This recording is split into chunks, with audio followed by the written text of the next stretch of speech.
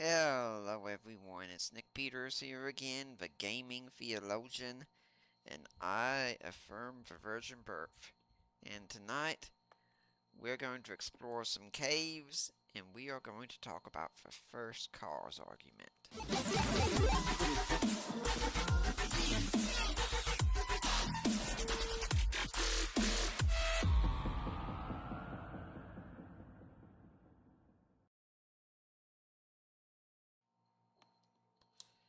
So, I had someone get in touch with me who wanted me to read a book by an atheist and get a reply to it. You're going to see some stuff eventually on Deeper Waters Apologetics about that. But, like many atheists, he does not understand the first cause argument. Now, let's before that, let's see what's going on with the king here. And apparently Gobaz is going to try and open a sealed cavern by force. So we're supposed to go and get the last crystal before he can. And we're being given a key to do that.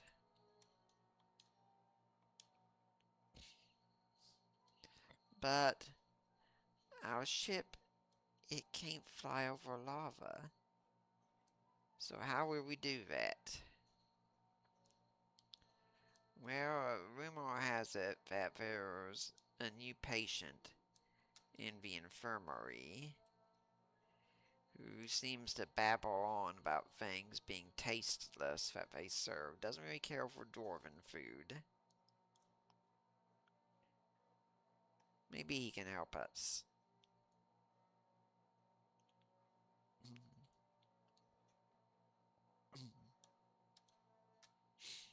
Yep, there's Sid, who somehow survived. And Edriff, who's this geezer?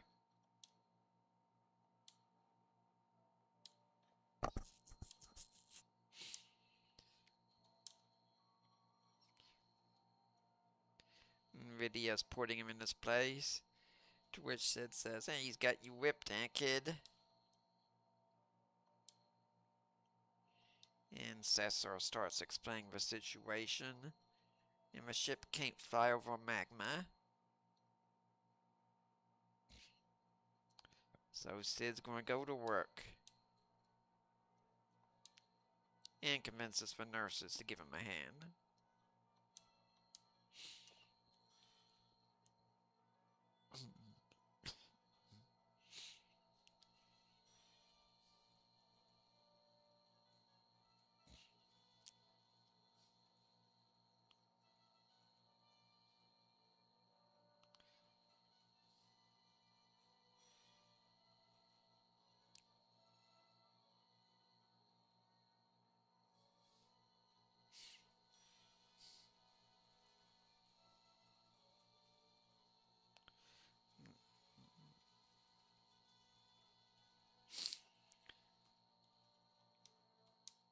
Now the ship can fly over magma.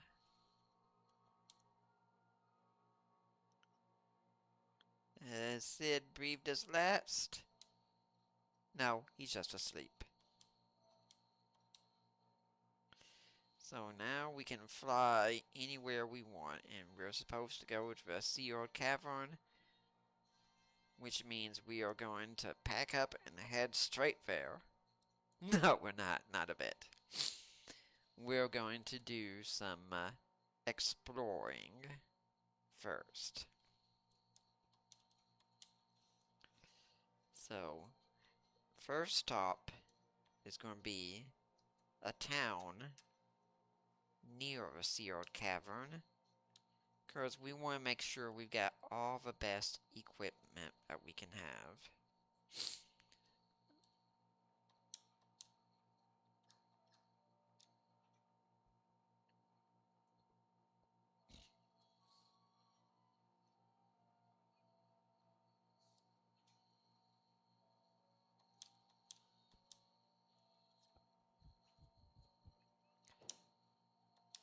A new whip for Rydia.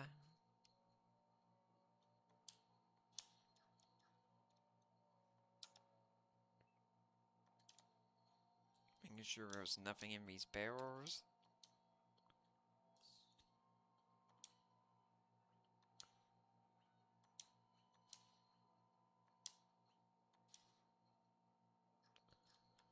And with that, we are going to have to sell some stuff.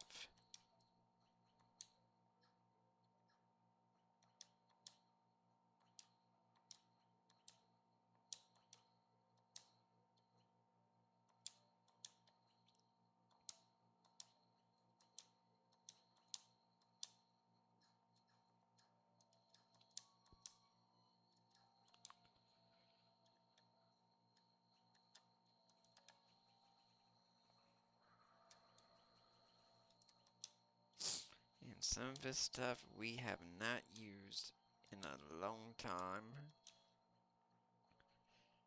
Now, technically, Edge can equip the claws, but they're really not much use for him.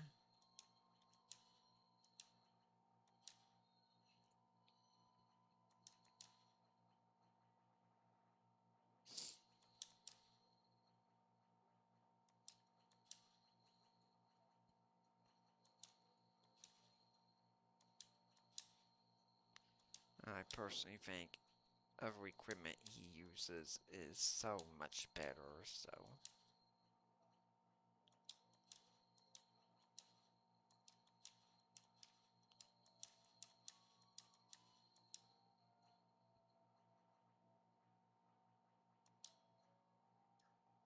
And we'll hold on to those since they can be used differently just in case.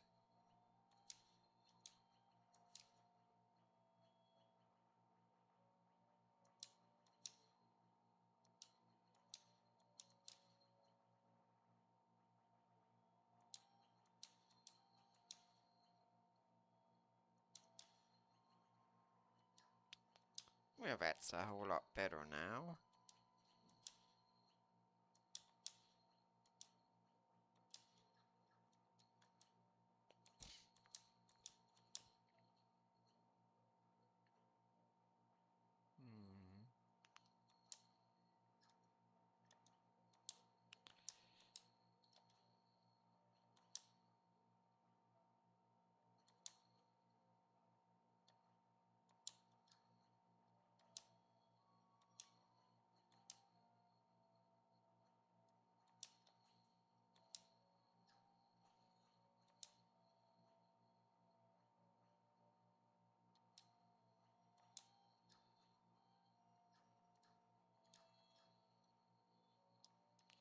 Okay. This is always one of the annoying factors in these old games, is that these people would often get right in your way and stay there. Kind of like shoppers at Walmart.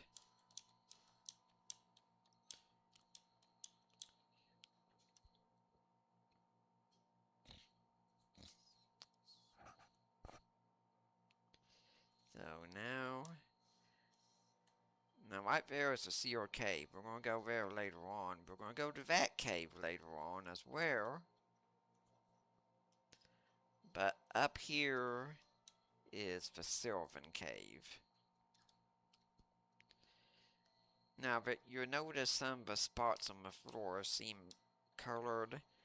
That's because if you walk on those, you will take damage.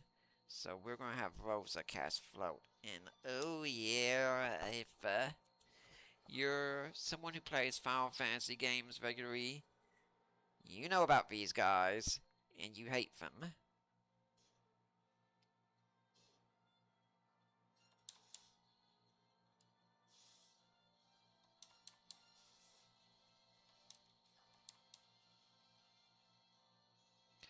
Marbles are some of the worst enemies in Final Fantasy games, and I don't remember if this is their first appearance ever, but it's certainly one of the earliest ones they had.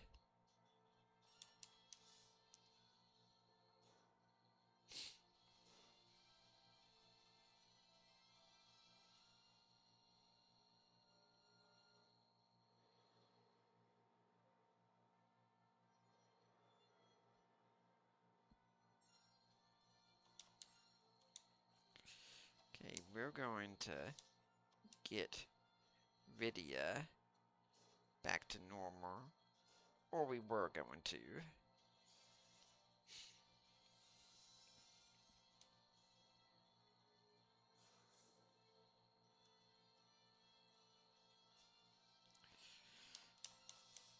And these guys are common enemies here.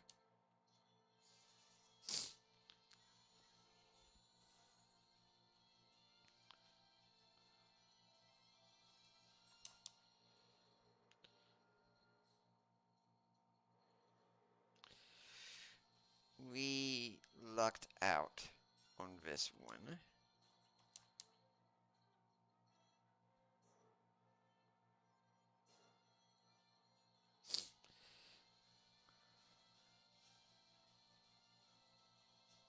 Come on, Vidya.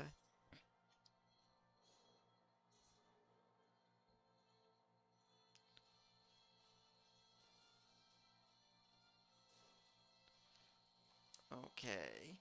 Well, that did not turn out well. I do think there's an autosave feature. Yeah, that's how bad those guys are.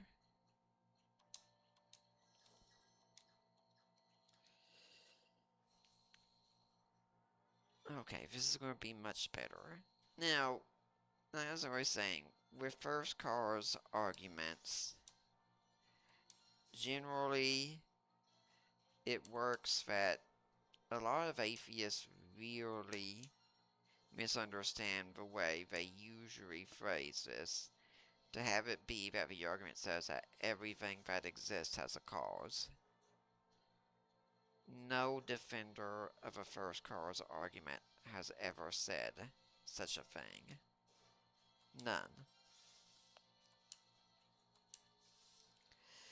I don't care if you're talking about Plato, Aristotle, I don't care if you're talking about a Christian, a Muslim, a Jew. None of them have ever made that ludicrous argument. And yet, atheists in print will trot out that argument consistently as if this is the position that Christians and others hold to when they make this argument. Say, don't they see the obvious problem here? Well, no, because there is no obvious problem since you've got the argument wrong.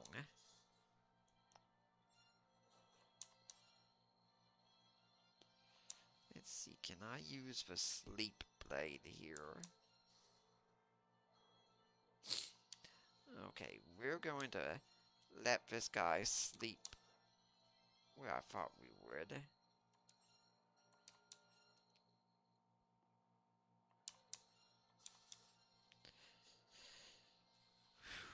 We're going to be doing a lot of healing in this cave. So, now, once we get past this, are we done with the argument then? Because, no, the argument is still sadly misunderstood. Now, a lot of you, may the odds be ever in our favor here.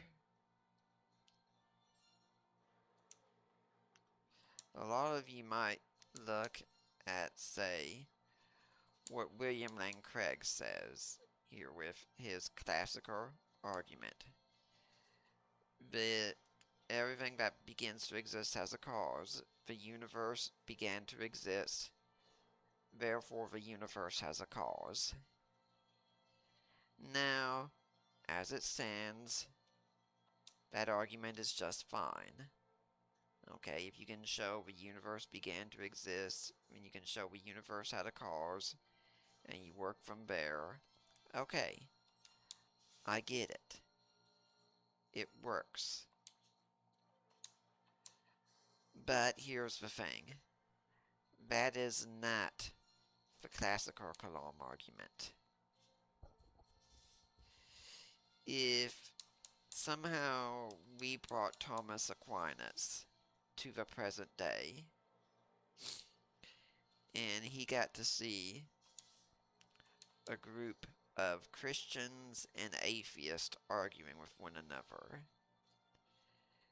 And if he were to ask them what they were arguing about, and they said, "Oh, we're having an argument about if the universe had a beginning or not." And you'd say, "Okay, what's the point of this argument?"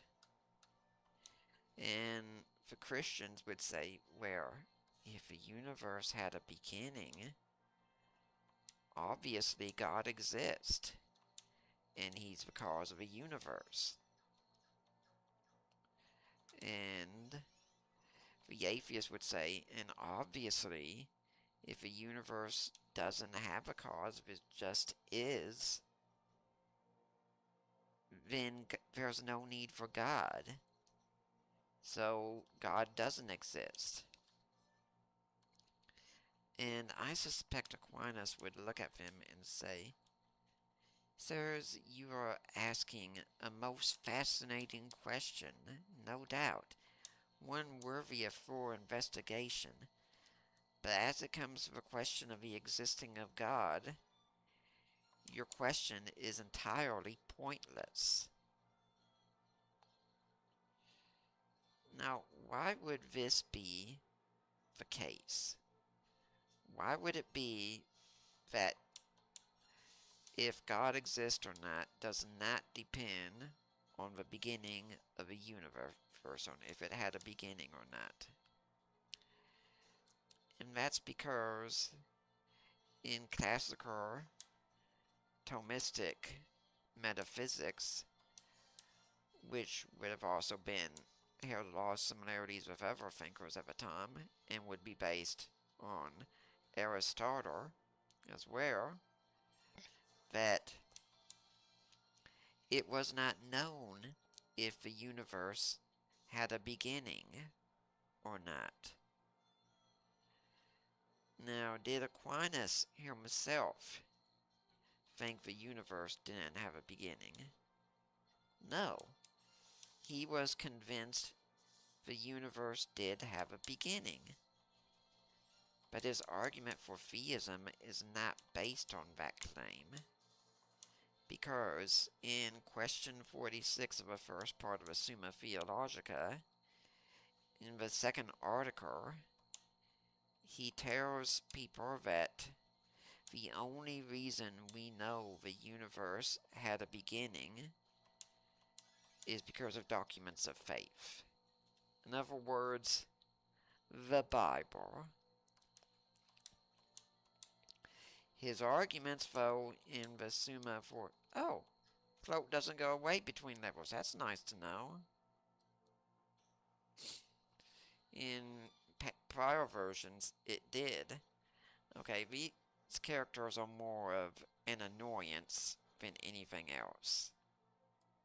But hey, that means free experience.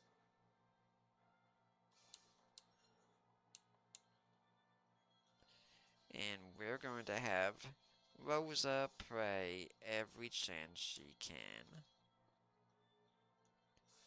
Because, hey, that's free healing, too.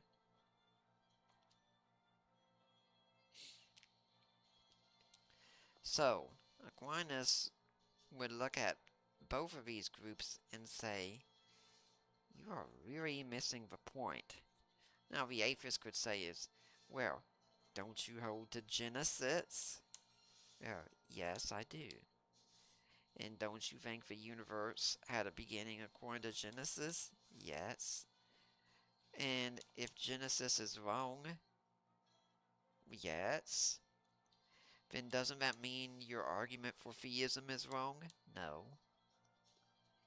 He would see no problem whatsoever with that. And this should be something very simple to determine for us, since in the time of Aquinas and others, there was no scientific way to know if the universe had a beginning or not. that's only been something fairly recent as far as I know. So what is being argued here? It's not how something came into being. It's more arguing, why is there being to begin with? And then, if there is being, which there is, how does something exist? It might sound like that's a simple question, but it's not.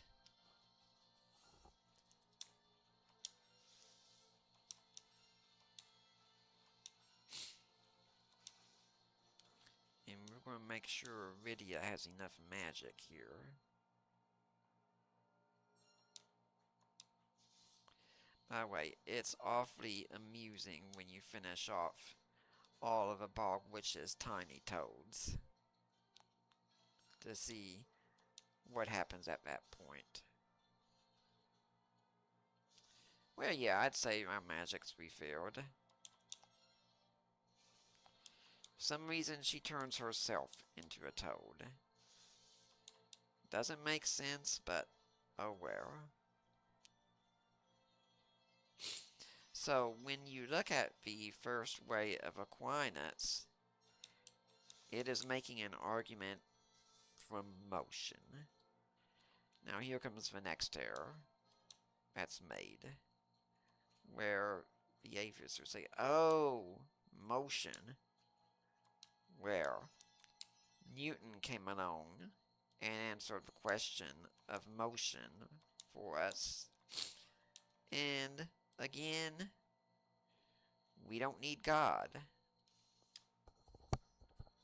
Where the problem with this assumption is it thinks that when Aquinas says the word motion, he means the same thing that Newton meant by the word. And he doesn't. He means something very different. Newton is only talking about physical matter. He's approaching this as a scientist. And that's fine. That's not a problem. And actually, Aquinas' use of motion would include what Newton talks about, but it wouldn't limit itself to that. Case in point, Aquinas believes in angels. Angels experience motion, according to Aquinas. Now, Aquinas also thinks angels are immaterial. Now, the atheist could say, but I don't believe in angels. Okay, good for you. That's also irrelevant, because Aquinas does. And if we're looking at Aquinas' argument, we have to go by what he believes and what he is stating, not by what you believe and what you are stating.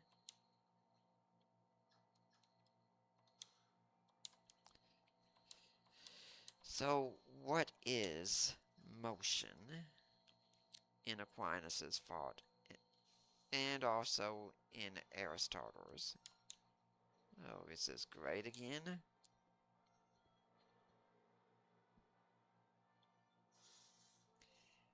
In Thomistic thought and Aristotelian thought, motion is something moving from potentiality to actuality.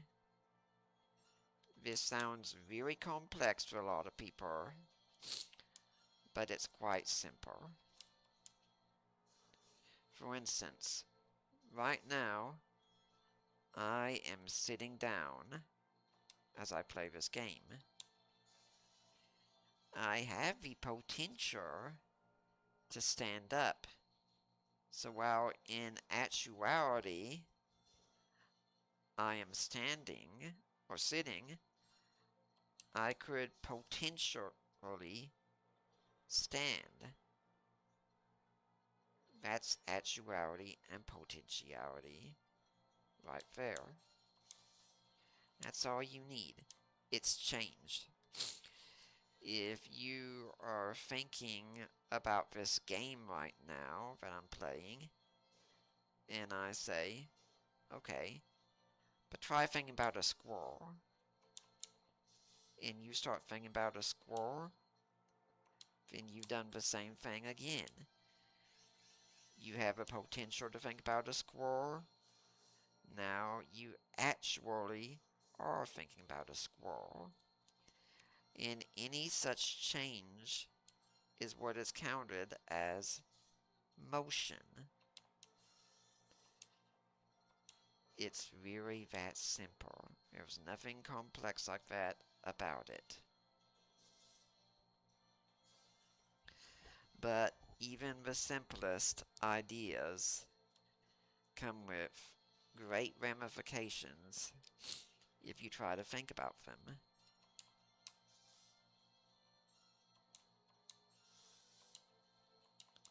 Bio we're going to use because it's one of those spells that comes off instantly.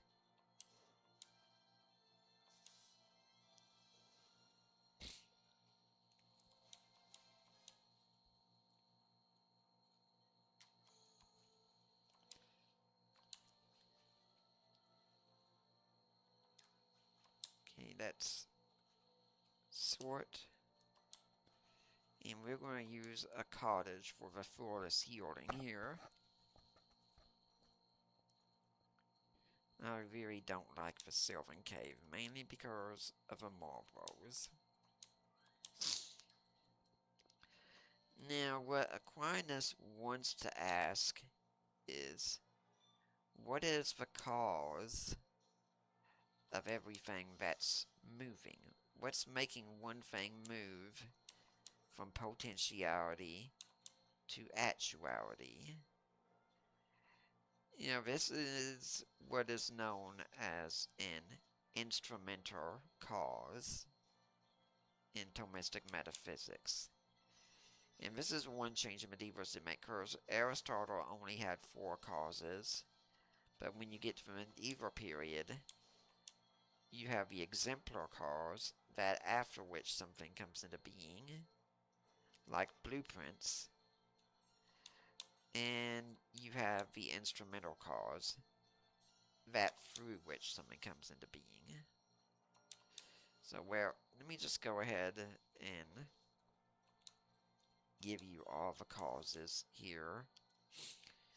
The formal cause of something, and I'm going to ask you to think about a baseball bat for this one. The formal cause of a baseball bat is a bat. Well, that sounds pretty odd. No, I'm not saying the bat causes itself. I'm saying the bat has the form of a bat. My cat's right here next to me. He has the form of a cat.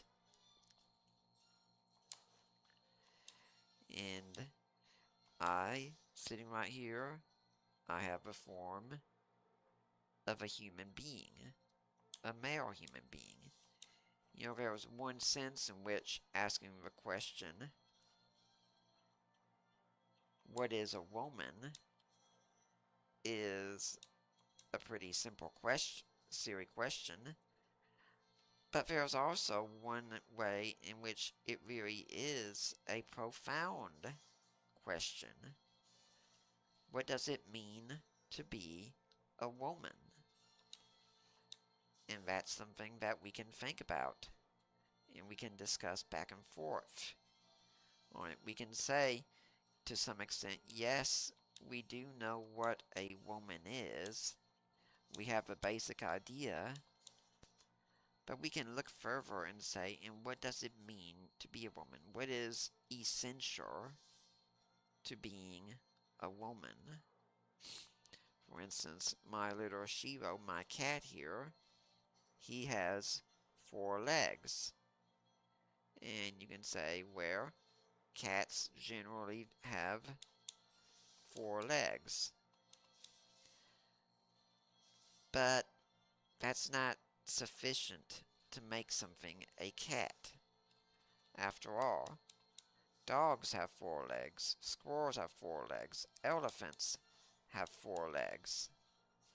There are a lot of creatures that have 4 legs that aren't cats.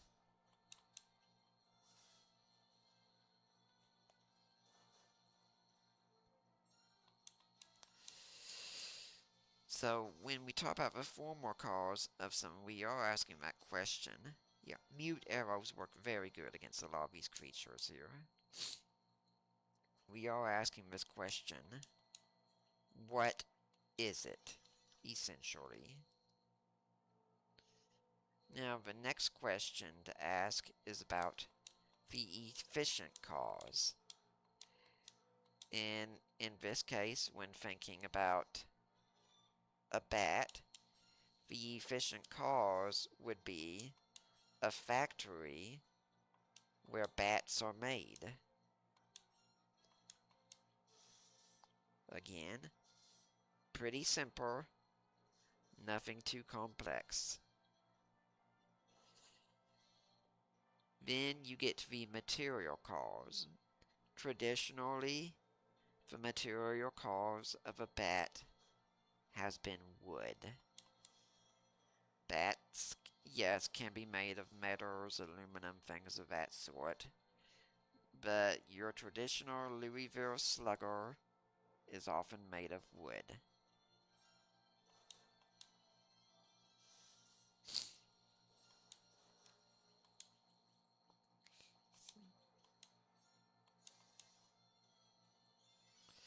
And then you get to the efficient cause. No, I'm sorry.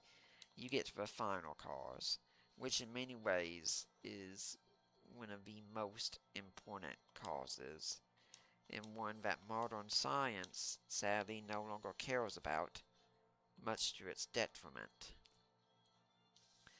Now, I understand there are some professional baseball teams that struggle with the question of what is the final cause of a bat. Because the final cause of something is what purpose does it serve? What is it here for? What does it do? And traditionally, the final cause of a bat is to hit baseballs. Now, yes, you can say, well, you could use a bat to commit a murder, for instance. And you could, but that's not really what the intent of it was. I want to switch to the blood sword so Cecil can heal better in this cave, even though it does less damage. Here comes some free healing. And magic recovery also.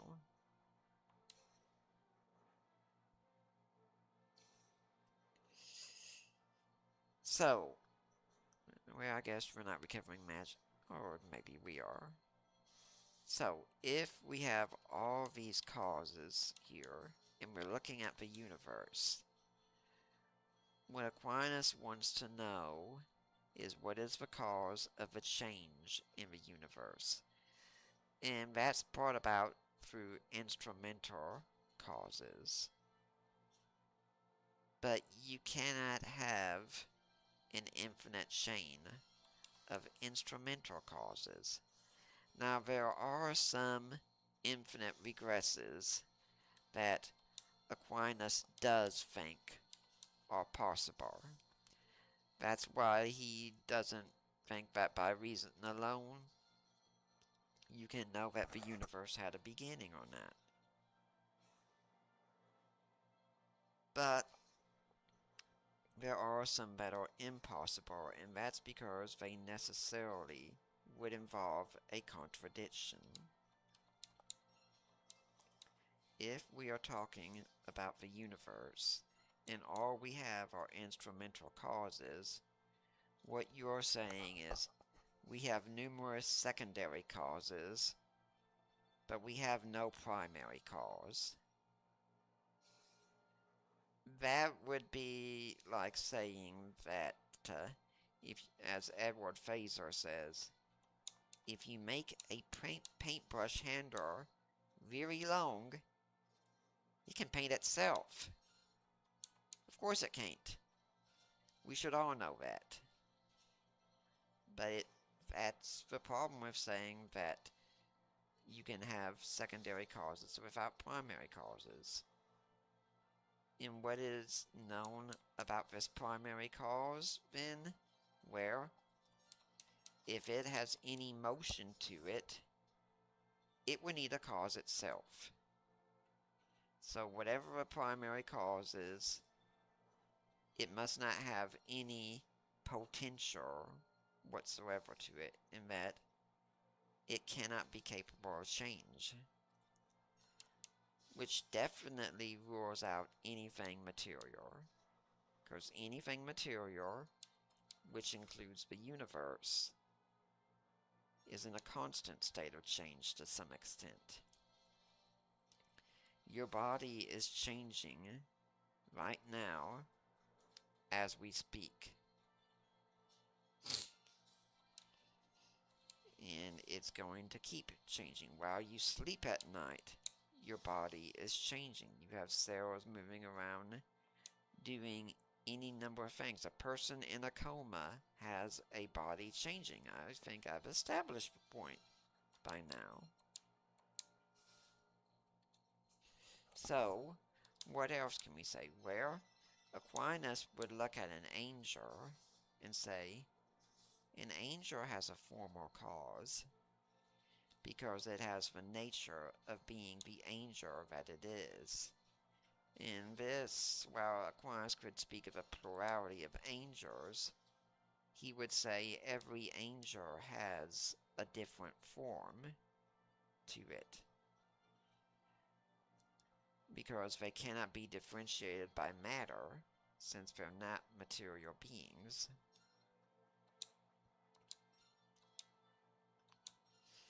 So, with an angel, you have something that is form, plus it exists. Now, if God is the same way, then that means that God is also form plus existence. And if he's got those two together, where there is some combination of sorts in him, then God himself would need a cause, something that brought these things together. However, if God is different in that he is form, his form is not plus existence, but his form simply is to exist, then he is where the chain ends. He is the uncaused cause. He is the unmoved mover that is the cause of everything else. Now, a lot of atheists will look at this, though, and say, okay, but if that's the case, then how do we know God is still there? Well, because he has no potential, he cannot change, and since he cannot change and his nature is to be, he cannot cease to be. Okay, we got someone in the chat here and asking for some prayers for some LDS missionaries who came to see him. So, yeah, be remembering these LDS people who came over, and we are going to have a talk sometime in the future on Mormonism. I already have a plan on when that's going to be. So, with the universe, then, Aquinas is not interested just in how did the universe came to be. He'd say, oh, that's a very fascinating question. Let's study it for further. But it has no bearing on the God question at all. What he wants to know at this point, then, is what keeps the universe in being. I mean, does the universe just exist by its own power? And this is something atheists often haven't thought about. They treat things as if, well, they just exist. And that's it, as if existence really isn't something special. It's amazing to me that atheists talk so much about the question of if God exists, but they don't spend any time on the question of what does it really mean to exist. I mean, existence is not a material concept. If it were, I could say, okay, go get some existence for me and put it in a jar so I can study it. You can't. You can study scientifically things that exist, but scientifically you cannot study existence itself. Existence is a metaphysical question. And Aquinas is interested not in how the universe came to be, but what keeps it in being. Why is it still here? And his answer is that everything that exists is sustained by God for as long as it exists.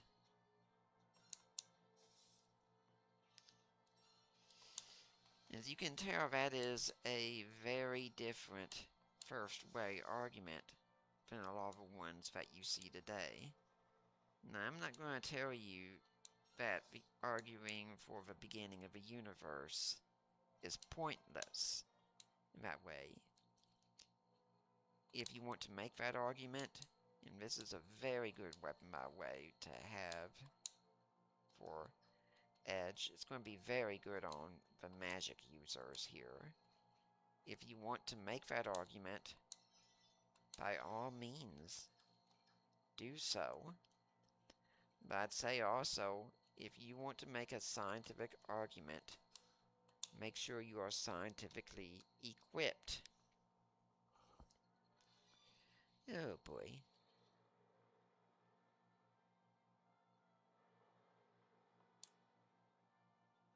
But if you want to understand the first way argument,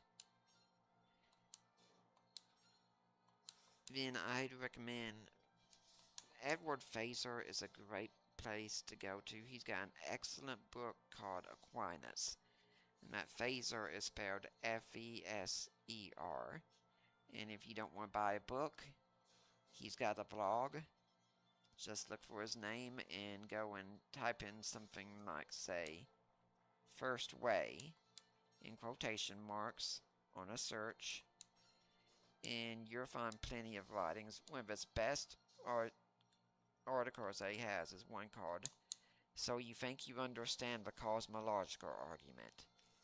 It should be required reading for anyone who wants to make a cosmological argument and for anyone who wants to argue against the cosmological argument. It is easily the article he has made that I've interacted with the most on his page.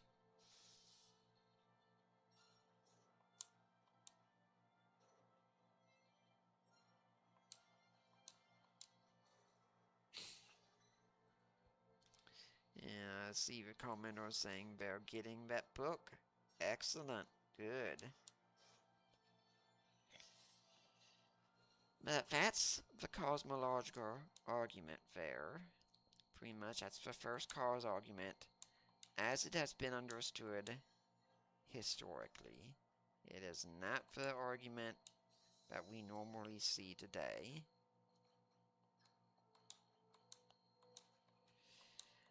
And I would actually tell you, I think it's a much richer, fulfilling argument, because I don't want my arguments to be held at the mercy of modern science, no matter what, because that assumes right at the start that God is a scientific question, when he isn't.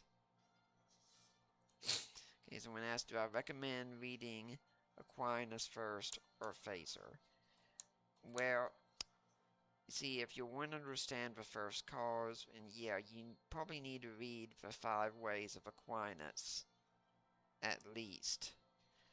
But reading all of the Summa would really take a while, so this could be one of the cases where reading Phaser first could be better than starting with Aquinas. Normally, I wouldn't say that, kind of C.S. Lewis's thing. Read Plato, not books about Plato. But I'd say at least if you get to the chapter, the section in a Phaser's book, for instance, on the first way, go read the first way yourself in Aquinas. And if you all want a place to read it for free, go to New Advent. I don't remember if it's .com or .org. I think it's .org. It is a Catholic site, but it's got the Summa there entirely for free. And you can also, if you have a Kindle device, you can pick up the entire Summa at a very inexpensive price. And here we see some sylphs who don't seem to like us. And there's someone else here also, Young, who has apparently survived. And the sylphs have been taking him over. They want us to go away, and they won't hand Young over to us. Okay, so we're going to leave for now. Now, if you remember, when we went to that cave, you might not have noticed that there were 2 ways we could go at one point. We took the low road. Next time, we're going to take the high road. And there's a lot of treasure that way. I've got some things to do with work, so I don't think I'll be doing that until Friday. Please, people, like, comment, share, and subscribe. And please support me on Patreon. My funds often get very, very tight. It's very concerning to me. The more support you give, the more I'm able to do things like this for you. Okay? Remember, that's Edward Phaser, F-E-S-E-R. And go look at his article so you think you understand the cosmological argument. Follow me on Substack, subscribe here, be a donor on Patreon, pray for the LDS missionaries. Now, I'm Nick Peters, I affirm the virgin birth, and I will see you all next time.